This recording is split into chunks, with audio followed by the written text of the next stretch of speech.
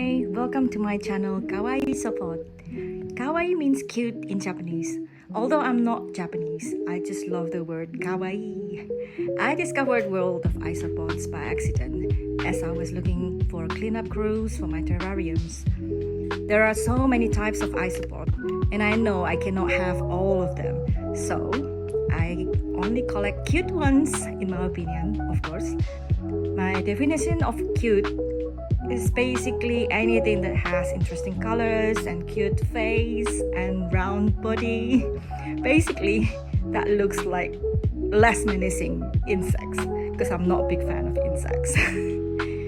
I wanted to integrate my terrariums as part of room decorations in my house instead of putting them all in one dedicated room. I also compact them in small sizes so I get to see different types and designs of terrariums without taking so much space in my house.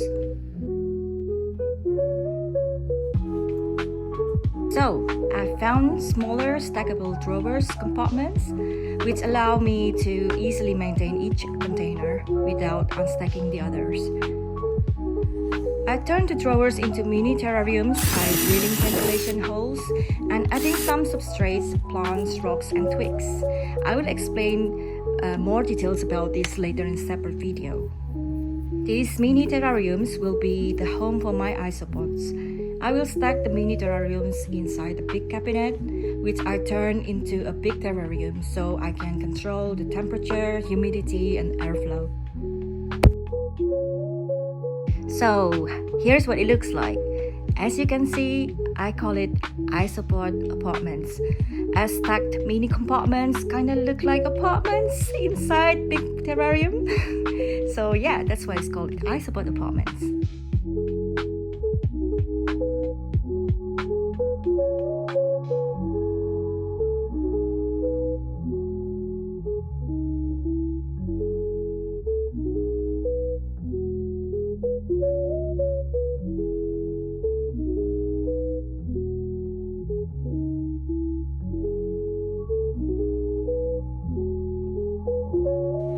This terrarium cabinet has heated mat attached to the back of the cabinet, which is controlled by a thermostat. It also has a humidifier mist, which can be controlled automatically, as well as two fans at the top and bottom section, which will help with air circulation. I installed LED grow lights, one on each side of the cabinet, and one on top of the cabinet and on top of the middle shelf cabinet. To make it cute, I also have LED neon sign that says Isopod Apartments. Neon sign is connected to the peer sensor, so it will only come on when something is moving in front of it.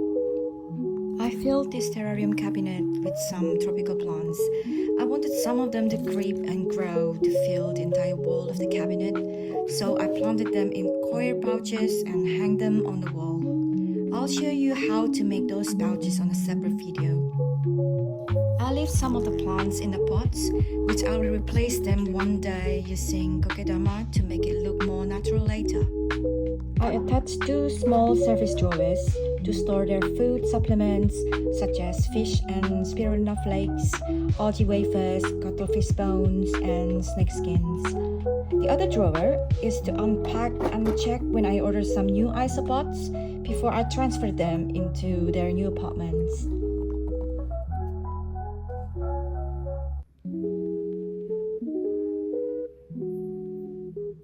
Each apartment has a unique mini terrarium design tailored to specific species of isopod who will inhabit the apartment. For example, Ardentilia species, they like to climb up branches, so I designed the tree branches to have lots of connections so they have plenty of surfaces to climb. The Kubari species like to burrow and hide under barks and stones, so you hardly see them. But well, at least you get to enjoy the beautiful terrarium inside their apartments.